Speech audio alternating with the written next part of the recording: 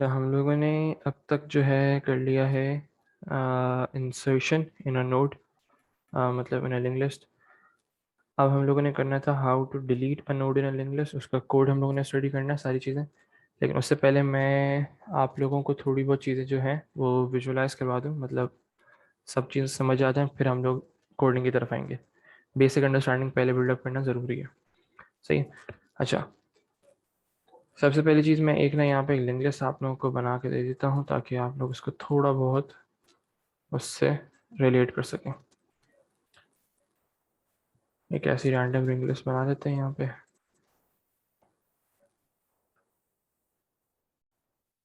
चलिए, 3 नोट्स बना देता हूँ। ये आ गए आपके नोट्स। सही है। अच्छा,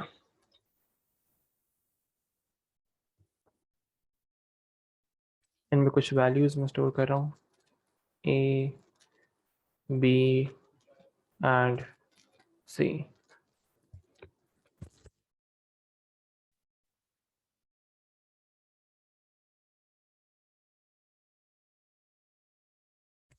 अच्छा, अब ये 4 5 6 क्या है? देखो, लिंक लिस्ट भी हम लोगों ने जब स्टार्टिंग में स्टडी किया है, उसमें हम लोगों ने इसको एरे से इम्प्लीमेंट करवाया था। तो ये बेसिकली इंडेक्स वैल्यूज हैं।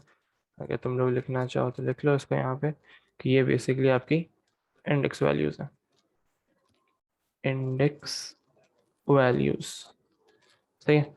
अच्छा, लिंक लिस्ट में क्या होता है कि हम लोग जो पॉइंटर्स को इस्तेमाल करके हम लोग एक तरीके से पॉइंट करवाते हैं। जैसे ए जो will be pointing towards B, तो अब इसको कैसे पॉइंट करवाएंगे? एरोस तो हम लोग यहाँ पे बना के रिप्रेजेंट कर रहे होते हैं, लेकिन इसको पॉइंट करवाते हैं इसके पॉइंटर वाली जगह में, इस पर्टिकुलर वैल्यू को स्टोर करवाते हैं। यहाँ पे आ जाएगा 5। मतलब एक तरीके से अब ये हमें पता चलेगा कि ये जो नोड है, it is basically pointing towards B. सही है। और ये बी किसको पॉइंट करोगे? 6 को। तो अब ये एरो से तो हम रिप्रेजेंट नहीं करेंगे, हम कैसे रिप्रेजेंट करेंगे? इसके पॉइंटर वैल्यू के अंदर स्टोर कर देंगे 6। सही है। और सी क्योंकि हमारा आखिरी नोड है, कंसिडर कर रहे हैं हम लोग, तो इसको नल की तरफ मैं पॉइंट करवा दूंगा। सही है। ये एक तरीके से मेरी लिस्ट तैयार हो गई। अच्छा, क्योंकि ए जो है वो फर्स्ट पॉइंटर था हमारा, फर्स्ट नोड था, तो सपोज करो यहाँ पे मैं एक वो बनाता हूँ pointer, start pointer. Start pointer के अंदर क्या वैल्यू स्टोर होगी? जो कि सबसे पहले नोड का इंडेक्स पोजीशन है। तो स्टार्ट पॉइंटर के अंदर क्या वैल्यू स्टोर होगी? 4 स्टोर हो चुकी है। सही। अब सपोज करो इस पर्टिकुलर एग्जांपल के अंदर दो चीज़ें हो सकती हैं। देखो, डिलीशन के अंदर या तो आपको फर्स्ट एलिमेंट डिलीट करना होगा, या तो आपको कोई मिडिल एलिमेंट डिलीट करना होगा। सही है। या तो आपको लास्ट एलिमेंट डिलीट करना होगा। ये 3 केसेस हैं। अच्छा, अब देखते हैं। सपोज करो पहले मैं समझा रहा हूँ। एक मतलब अगर मुझे इस पर्टिकुलर नोड को रिमूव करना है, अगर मुझे रिमूव करना है बी को, फिर बाकी जो सिनेरियोज हैं वो हम लोग कोडिंग करते हुए सीख लेंगे। सही। अच्छा, अगर मुझे अब सिनेरियो में रिमूव करना है बी को, सही। अब मुझे इस सिनेरियो में पता नहीं है कि बी की लोकेशन क्या है। अगर मैं कहूँ कि भाई बस मैंने प्रोसीजर, मैंने अपना उसके अंदर पैरामीटर पास किया कि भाई मुझे बी रिमूव करना है। सही है। अब मैंने उसको ना लोकेशन बताई, कुछ भी नहीं बताया, उसको पता भी नहीं है कि भाई इसकी लोकेशन कहाँ है, बी कहाँ पे स्टोर हुआ है, हमें नहीं मालूम। तो सबसे पहला काम हमारा क्या होता है? लोकेशन क्योंकि अननोन होती है, यहाँ पे मैं इसको एज अ वेरिएबल डिनोट कर रहा हूँ कि हमें पता नहीं है, ये अननोन कर दो उसको यहाँ पे। सही है। क्योंकि हमें लोकेशन अननोन होती है, तो सबसे पहला काम हम लोग का क्या है डिलीशन के अंदर? कि भाई आप उस पर्टिकुलर नोड को, जो भी आपके डाटा आइटम जैसे इस सिनेरियो में भी है, आप उसकी इंडेक्स पोजीशन को पहले फाइंड करते हो। सबसे पहला काम क्या है कि आप उसकी इंडेक्स पोजीशन को फाइंड करते हो। अब जब इंडेक्स पोजीशन को फाइंड कर लेते हो, फिर उसके बाद काम क्या होता है कि जैसे इसको मुझे रिमूव करना है ना, तो मैं क्या करूँगा? इसको पॉइंट करवा दूंगा बेसिकली सी की तरफ, और कोई काम नहीं है मेरा। मेरा बी रिमूव हो जाएगा और ए विल बी पॉइंटिंग टुवर्ड्स सी। सही है। चलो, और अगर मुझे ए को रिमूव करना होता, तो मेरा start pointer will be pointing towards B, तो ऑटोमेटिकली ए जो है वो रिमूव हो जाता। मैं इसको फिर फ्री लेस पॉइंटर की तरफ पॉइंट करवा देता। सही है। अब कुछ पॉइंटर्स की मुझे बात करनी तुम लोगों से, फिर इसकी कोडिंग की तरफ आते हैं। तो सबसे पहला काम क्या होगा? एक है आपका पॉइंटर, एक और हम लोग इसमें पॉइंटर इस्तेमाल करेंगे जो कि है this note pointer. This note pointer तुम लोगों ने ऊपर भी स्टडी किया हुआ होगा, इसमें इंसर्शन किया था। दिस नोट पॉइंटर बेसिकली क्या है? हम लोग ये ढूंढ रहे हैं, दिस नोट पॉइंटर को हम लोग फाइंड करें। क्या मतलब? दिस नोट पॉइंटर के अंदर क्या वैल्यू आनी चाहिए? 5 वैल्यू आनी चाहिए, क्योंकि हम लोग बी वाला जो आइटम है डाटा जिसमें स्टोर हुआ हुआ है नोड की इंडेक्स पोजीशन, उसको हम लोग ढूंढ रहे हैं। तो दिस नोड पॉइंटर क्या है, यहाँ पे वैल्यू 5 आनी चाहिए। सही। तो हम इसको सबसे पहले दिस नोड पॉइंटर को स्टार्टिंग से स्टार्ट करेंगे, मतलब स्टार्ट पॉइंटर से स्टार्ट करेंगे, फिर इसके अंदर इंक्रीमेंट करवाएंगे, फिर दूसरे नोड पे आके चेक करेंगे कि क्या दिस नोड पॉइंटर की जो डाटा वैल्यू है क्या ये बी के बराबर है या नहीं है। अगर कंडीशन ट्रू हो जाएगी तो फिर हम लूप से बाहर हो जाएंगे। सही। तो सबसे पहला काम क्या है कि दिस नोड पॉइंटर को हम लोग स्टार्ट पॉइंटर से एक उसके अंदर स्टार्ट पॉइंटर की वैल्यू स्टोर कर देंगे। क्यों कर देंगे, क्योंकि हम लोगों ने स्टार्टिंग जो सर्चिंग करनी है लोकेशन की वो सबसे पहले नोड से स्टार्ट करनी है। सही है।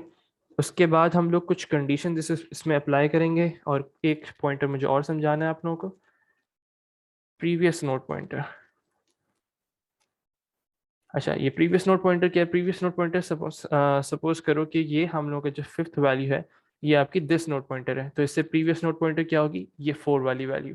क्यों इस्तेमाल करेंगे, ये सब चीज़ें मैं आप लोगों को कोडिंग करते हुए समझाऊंगा कि जैसे हम लोग को सेंटर में से रिमूव कर रहे होते हैं ना, तो इसमें हम लोगों को लिंक करने में आसानी हो जाती है। सही।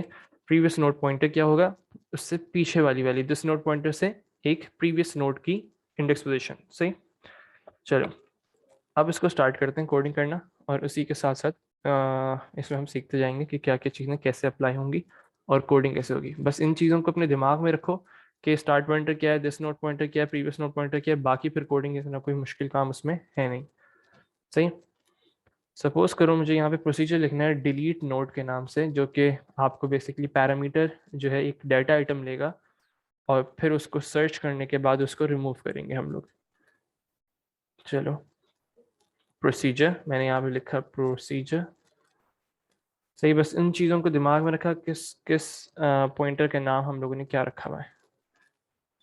प्रोसीजर डिलीट नोड के नाम से मैं बना रहा हूँ, जो कि पैरामीटर क्या लेगा, डाटा आइटम कोई भी जो कि यूज़र इनपुट करेगा, और इसकी डाटा टाइप होगी स्ट्रिंग। सही है।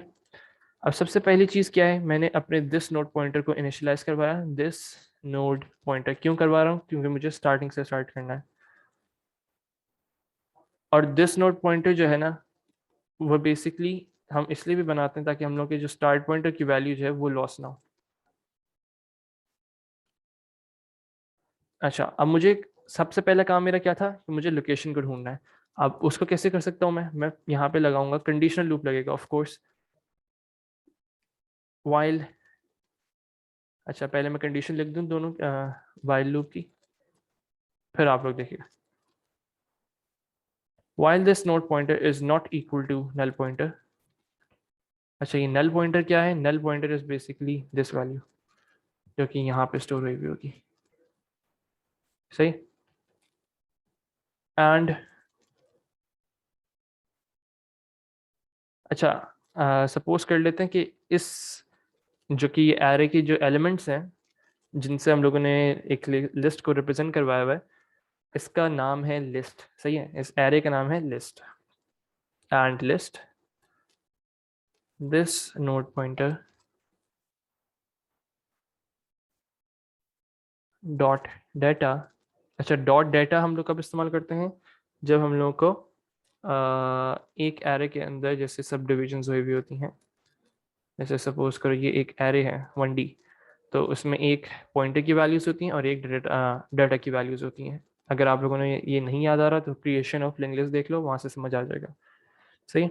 Is not equal to data item, मतलब ये लूप जब तक चलेगा, एक दफ़ा इसको सब गौर से पढ़ लो फिर से। ये लूप जब तक चलेगा जब तक आपको डाटा आइटम ना मिल जाए, या तो आपका जो दिस नोड पॉइंटर है वो इंक्रीमेंट हो के नल पॉइंटर तक ना पहुंच जाए, मतलब आपको डाटा आइटम मिला ही नहीं और वो नल पॉइंटर के बराबर हो गया, तो फिर वो एक तरीके से लूप से बाहर हो जाएगा। सही। ये कंडीशंस है, इनको एक दफ़ा फिर से देख लो, सब पढ़ लो इसको पहले। अगर यहाँ से मसला है, मैं यहाँ पे लिख देता हूँ तुम लोगों को चीज़ें। until data not found,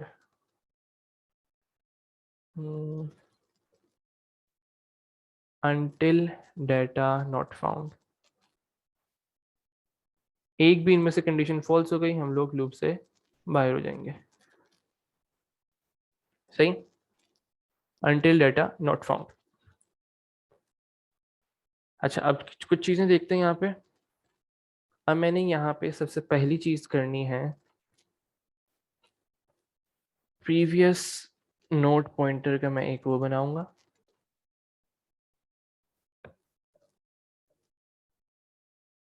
is equals to this node pointer.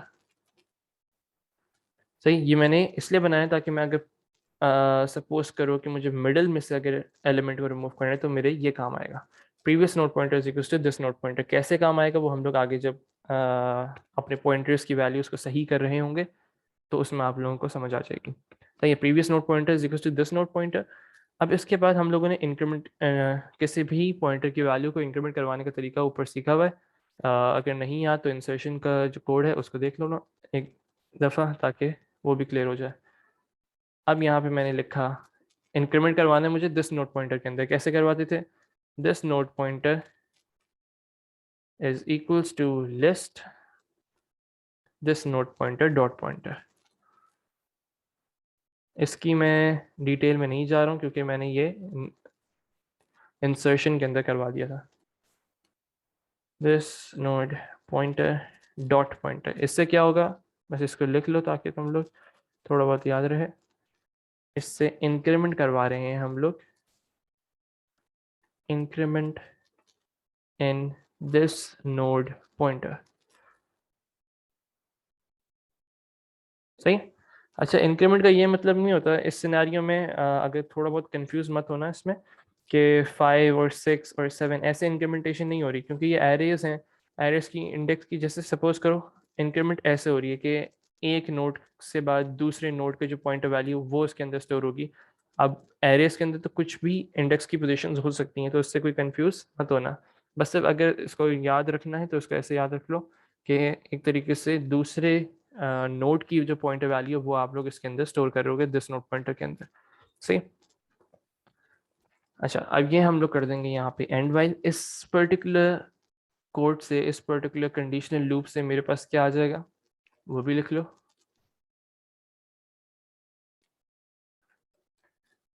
अच्छा जी, इस कोड से मैं क्या करूँगा, फाइंडिंग पॉइंटर वैल्यू, मतलब सही उसकी लोकेशन बेसिकली मैं फाइंड कर रहा हूँ। ठीक है। अब सपोज करो कि जैसे ही सपोज कर लेते हैं कि ये आपका डाटा आइटम चलता रहा, सबसे पहले this node pointer is equals to start pointer. थोड़ा बहुत ड्राई रन करके देख लेते हैं हम लोग इसको। while this node pointer is equals to, सबसे पहली statement this node pointer is equals to start pointer. इस सिनेरियो में हमारे पास स्टार्ट पॉइंटर 4 था, तो ये दिस नोड पॉइंटर के अंदर वैल्यू क्या आ जाएगी 4। while this node pointer is not equal to null pointer, ये भी कंडीशन ट्रू हो गई। अभी तो नल पॉइंटर के बराबर नहीं है ना, 4 के बराबर है, तो ये कंडीशन ट्रू हो गई। अब उसके बाद कंडीशन क्या लगी हुई है, and list this node pointer, मतलब लिस्ट की जो एरे है, लिस्ट एरे, उसकी 4th इंडेक्स पोजीशन पे जाओ और उसका डाटा देखो। उसका डाटा क्या है, 4th पोजीशन पे जाओ, 4th पोजीशन पे जाओ और उसका डाटा देखो। सही है। उसका डाटा देखने के बाद उसको कंपेयर कर रहे हैं हम लोग डाटा आइटम से, क्या ये बराबर है, बराबर नहीं है, नॉट इक्वल है, तो मतलब ये भी कंडीशन ट्रू हो गई। जब ये कंडीशन ट्रू हो गई तो लूप चलेगा। अब उसके बाद क्या हो रहा है, previous node pointer is equal to this node pointer. तो प्रीवियस नोड पॉइंटर के अंदर क्या वैल्यू स्टोर हो गई, दिस नोड पॉइंटर की वैल्यू 4 थी, तो प्रीवियस नोड पॉइंटर के अंदर वैल्यू 4 स्टोर हो गई। अब उसने कहा this node pointer is equal to list this node pointer dot pointer, मतलब list this node pointer, this node pointer की वैल्यू 4 थी। अब बेसिकली मैं कहना चाह रहा हूँ कि इंडेक्स पोजीशन 4 पे जाओ और उसके अंदर जो पॉइंटर वैल्यू स्टोर हुई हुई है ना, इसको उठा के अब दिस नोड पॉइंटर में स्टोर कर दो। फिर से देखो, दिस नोड पॉइंटर के अंदर स्टोर करो क्या, लिस्ट जो कि एरे का नाम था, उसकी जो 4th इंडेक्स पोजीशन है उस पर जाओ और उसकी जो पॉइंटर वैल्यू है उसको उठा के दिस नोड पॉइंटर के अंदर स्टोर कर दो।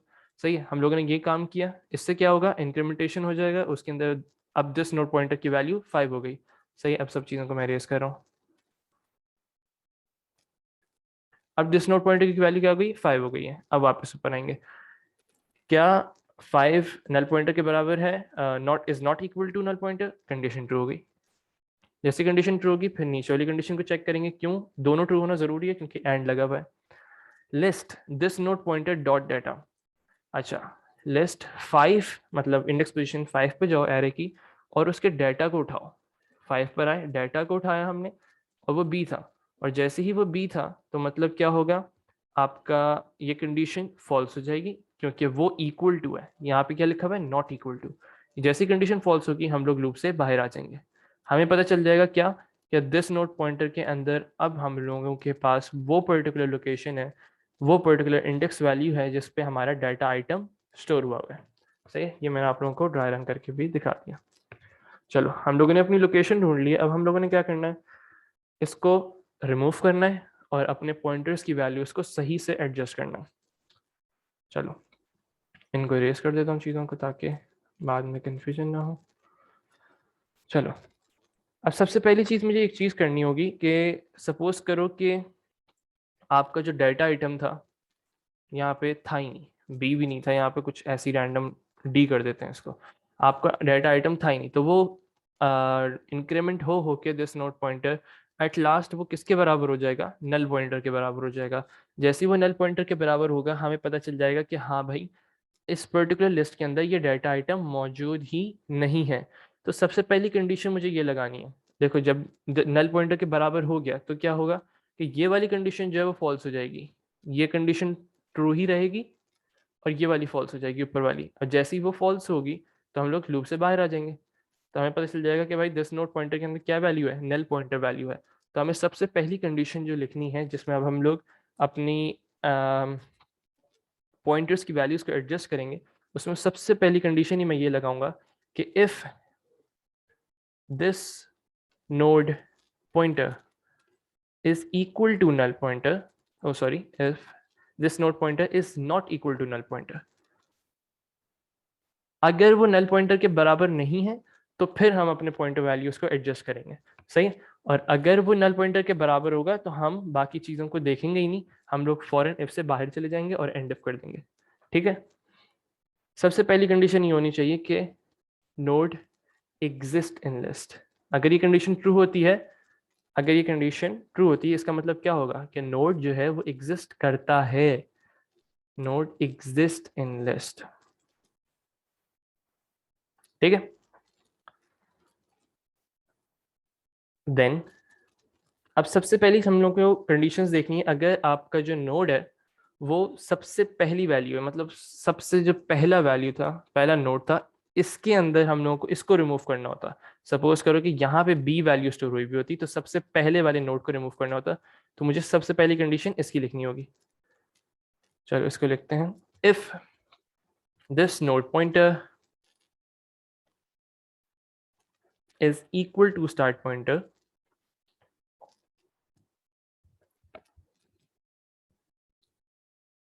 मतलब first node to be deleted. यहाँ पे लिख लो, if first node to be deleted। सही है। तो फिर हम लोग क्या करेंगे, देन अब देखो डिलीट कैसे करते हैं। देन अब बस मैंने क्या किया, स्टार्ट पॉइंटर को अपने आगे वाली वैल्यू के ऊपर पॉइंट करवा दूंगा। Start pointer is equal to list, array का नाम स्टार्ट पॉइंटर डॉट पॉइंटर। अच्छा, इससे क्या होगा, स्टार्ट पॉइंटर के अंदर अब वैल्यू क्या आ जाएगी। सपोज करो कि यहाँ पे बी था। सही है, सपोज कर लेते हैं यहाँ पे बी था और यहाँ पे ए है। ठीक है। स्टार्ट पॉइंटर के अंदर वैल्यू क्या थी, 4 थी। दिस नोट पॉइंटर के अंदर वैल्यू क्या आएगी, 4 आएगी। मतलब if 4 is equal to 4, condition true हो गई। जैसी कंडीशन ट्रू होगी क्या होगा, start pointer is equal to list, मतलब लिस्ट की एरे इंडेक्स 4 पे जाओ और उसके अंदर जो पॉइंटर वैल्यू स्टोर हुई हुई जो कि 5 स्टोर हुई हुई है, अब स्टार्ट पॉइंटर को अपडेट कर दो 5 से। मतलब होगा क्या कि ये फर्स्ट नोड पॉइंट करने लग जाएगा इस वाली वैल्यू को, सॉरी, स्टार्ट पॉइंटर पॉइंट करने लग जाएगा सेकंड नोड को हमारे। ऑल्दो इसके अंदर डाटा आइटम मौजूद है अभी भी, हम इसको बाद में ओवरराइट कर लेंगे, लेकिन हमारा जो स्टार्ट पॉइंटर है अब वो पॉइंट करने लग जाएगा इस पर्टिकुलर इंडेक्स को। मतलब एक तरीके से ये अब रिमूव हो चुका है, हमारी लिंक लिस्ट का पार्ट नहीं है। ऑल्दो एरे का हिस्सा है लेकिन लिंक लिस्ट का पार्ट नहीं है। हमारा स्टार्ट पॉइंटर अपडेट हो जाएगा और वो पॉइंट करने लग जाएगा इंडेक्स पोजीशन 5 को। ठीक है, ये हो गई हमारी पहली कंडीशन। वापस आ जाते हैं। चलो, हम लोगों ने अगर स्टार्टिंग में होता तो रिमूव करवा के देख लिया हम लोगों ने। अब इसके बाद क्या है, अगर ऐसा नहीं होता और किसी मिडिल में या एंड में होता तो फिर हम क्या करते, एल्स। अब इसमें देखो, तुम लोग का प्रीवियस नोट पॉइंटर अब यहाँ पे काम आएगा। एल्स, अब सब गौर से देखना है स्टेटमेंट को। लिस्ट प्रीवियस नोड पॉइंटर, एक सेकेंड ब्रैकेट्स भूल गया। List previous node pointer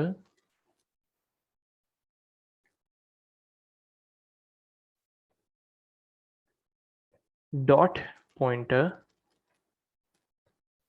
is equal to list this node pointer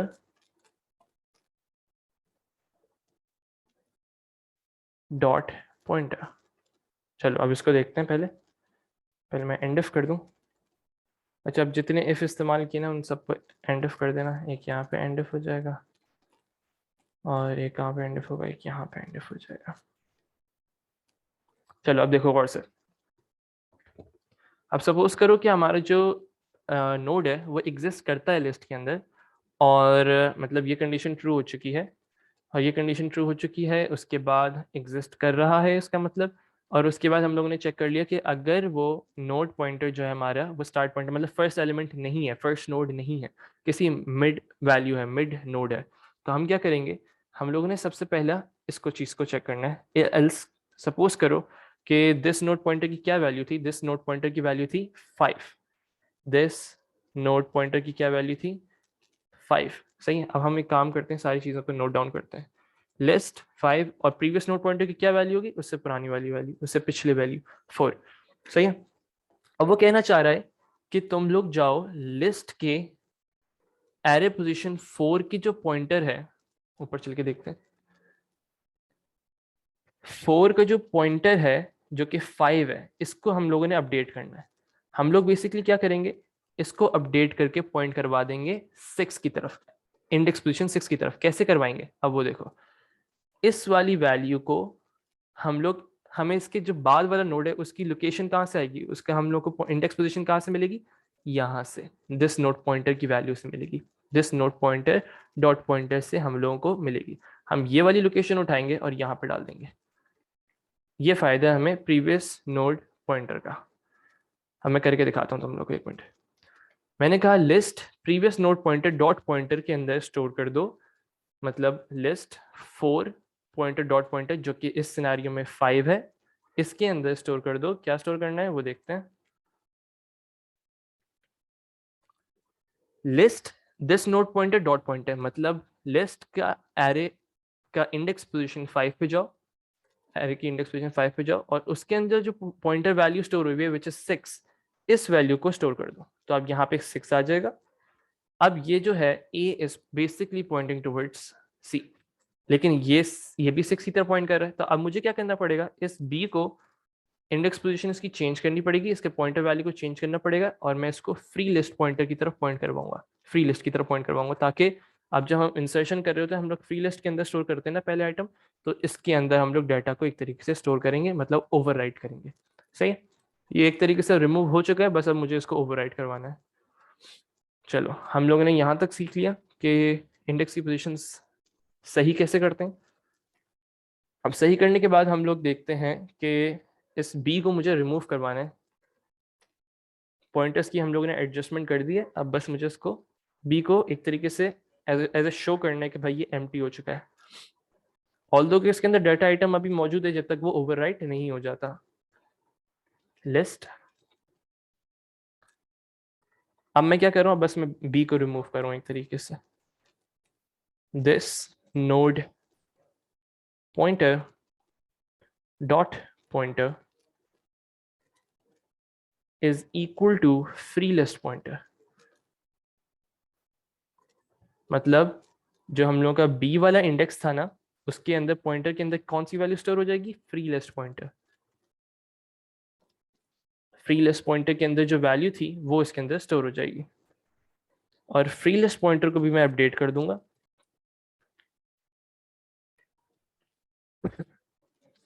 is equal to this node pointer, मतलब अब फ्री लिस्ट पॉइंटर किसको पॉइंट कर रहा है, 5 को, एरे की इंडेक्स पोजीशन 5 को, मतलब अब ये 5 के अंदर हम लोग डाटा आइटम इंसर्ट कर सकते हैं। दिस नोड पॉइंटर, ये हो गया आपका तैयार। और कोई और एंड इफ करना है हम लोगों ने यहाँ पे, एक इफ एंड कर दिया है, यस काफ़ी है, और यहाँ पे हो जाएगा हमारा एंड प्रोसीजर।